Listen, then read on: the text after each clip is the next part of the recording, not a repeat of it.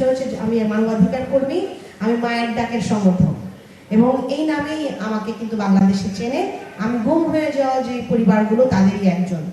এবং আমাদের জন্য আমরা যারা যখন রাস্তায় দাঁড়িয়েছিলাম, রাজপথে দাঁড়িয়েছিলাম স্বৈরাচারের বিরুদ্ধে, স্বৈরাচারকে নির্মূল করার বিরুদ্ধে, গুমের এবং বিচারপূর্বক হত্যার বিচারের জন্য, তখন থেকে আমাদের পাশে তখন কেউ ছিল না। যখন কেউ ছিল না তখন আমাদের পাশে, আমাদের জন্য ঢাল হয়ে আমাদের পাশে, আমাদেরকে রক্ষা করার জন্য এই মানুষ স্যার, আমাদের মির্জা ফখরুল ইসলাম আলমগীর স্যার ঢাল হয়েছিলেন আমাদের জন্য, আমাদেরকে রাস্তা দেখিয়েছেন।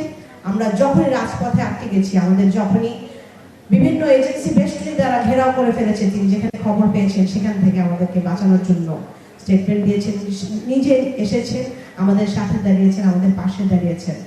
আমার মনে আছে, আমি শুধু একটা ঘটনা বলবো, আমাদের মরহুমা দেশনেত্রী বেগম খালেদা জিয়া তিনি যখন আমাদেরকে একটা পরিবারকে দেখতে আসেন, যখনই ইফতারের আমাদেরকে একসাথে সামিল করেন, আমার স্যার তার সামনে যখন আমাদেরকে নিয়ে যান, আমাকে পরিচয় করায় দেওয়ার সময় একটা কথাই বলেছিলেন, সাজিদা হচ্ছে আমাদের ওয়ান ম্যান আর্মি।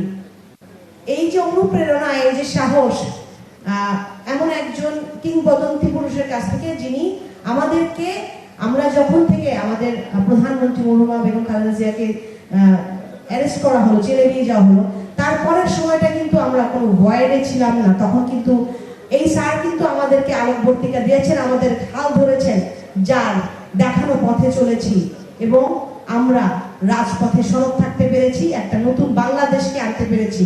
আমি আশা করব বাংলাদেশ যুগে যুগে আরো মির্জা ফখরুল ইসলাম আলমগীর পাক এরকম মানুষ হয়তো শতাব্দীতে একবারই আসে।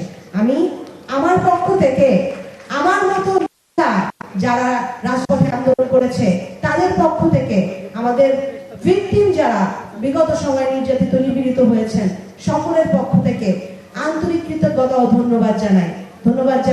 তার দীর্ঘায়ু কামনা করি। আপনাদের সবাইকে অনেক ধন্যবাদ। বাংলাদেশ জিন্দাবাদ।